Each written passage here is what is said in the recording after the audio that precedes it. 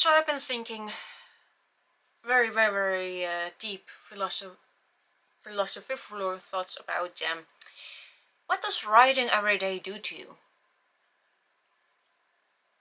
Meaning, I thought I would just yesterday, and I've been like thinking about it. I'm like,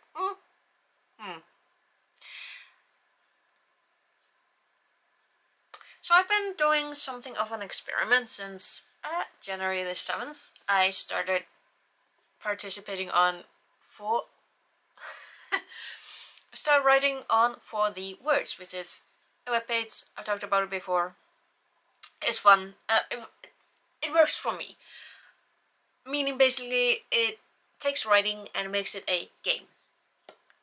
And if you write every day, you basically accumulate days, which means that your avatar gets wings, and I really love that. So anyway, that's a topic of another day. But what it has done is getting me to write every single day, because I want those wings. And honestly, it's been very helpful, because I've been trying to get myself into the habit of writing every day, because as we all very well know, when we do something on the regular, repeatedly, again, we do tend to get better at it the more often we do whatever it is that we're doing, like whether it's writing, painting, drawing, putting on makeup, other things. But for me, it's like the discipline of getting myself into doing the things, and I like discipline. And I do not foresee that I will be able to train myself without some help, without a carrot on a stick. And I think it all stems back to November of 2021, which was the first time when I participated in NaNoWriMo, the National Writing Month, because I finally decided that I was insane enough. And although I I managed to finish 50,000 words by the last day, or just before that. That was a rather good writing year. I've already given myself the permission to lose, because in my point of view, just sitting down and writing was the goal. That was the thing that I wanted. Also working on a story, which I hadn't done for years and years, because I did the same thing as a lot of other people do. I convinced myself that I could not write, which is the one of the more fascinating and old-faced lies that you can tell yourself. Can you tell a good story? That's beside the point. You can tell a story. Getting good at it comes with practice, which is what I've been trying to get myself to do by writing every day. Is it good?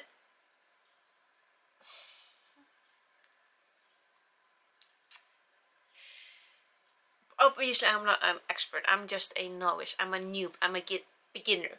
I need a lot of more practice in everything. Dialogue, character, description, world building, plotting, story, everything.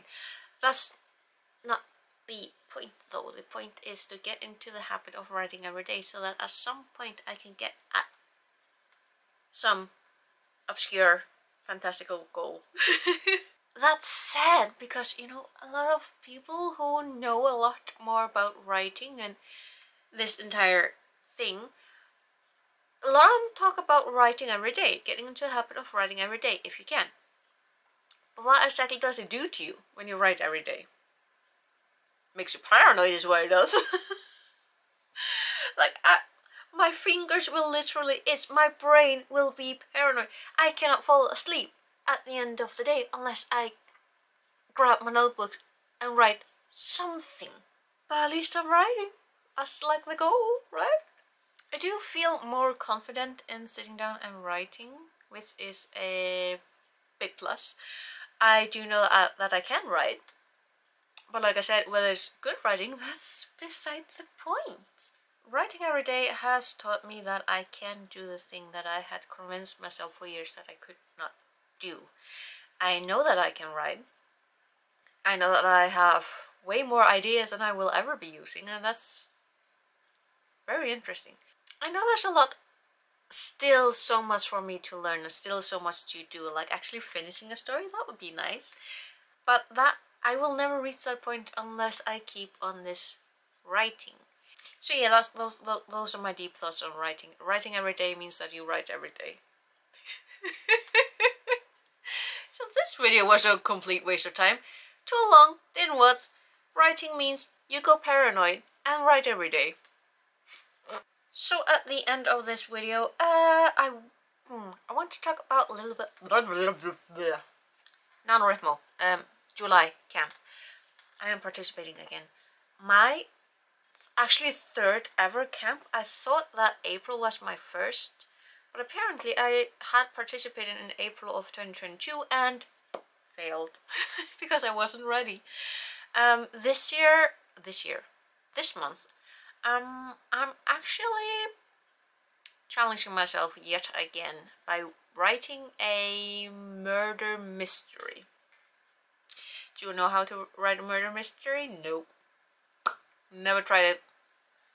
But this is an idea that has been itching up my brain for years, so the worst thing that happens is that it flops, that it doesn't work. That's the worst thing that's gonna happen. It's called Murder in the Dark. It's based on roughly the first basic idea is this children's game that we played when I was a child, surprise surprise, where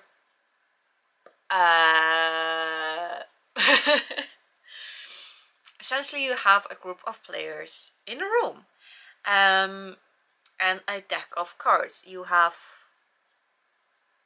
an ace, which is the detective. No, wait. Cannot remember which card, which doesn't really matter because you only need 2 designated cards. One that designates the detective and another designates the killer. The rest of the cards are just regular cards. And the one who is the detective obviously has to leave the room. Everyone else, including the killer, is in the room. You turn the lights off, everyone mingles until someone gets poked, falls down dramatically and yells "Dad!" something like that, or until, you know, group rules. Then the lights are turned on when you find the murdered body, and the detective is allowed inside. Usually they are allowed like 3 questions before they were allowed to like make an accusation, and if they failed at the accusation, they lost the game and the killer won. Rather harsh game thinking back on it, but it was a lot of fun. So yeah, my general idea is Murder in the Dark, which is the English translation of the name of the game in Icelandic, which is Morði í myrkri.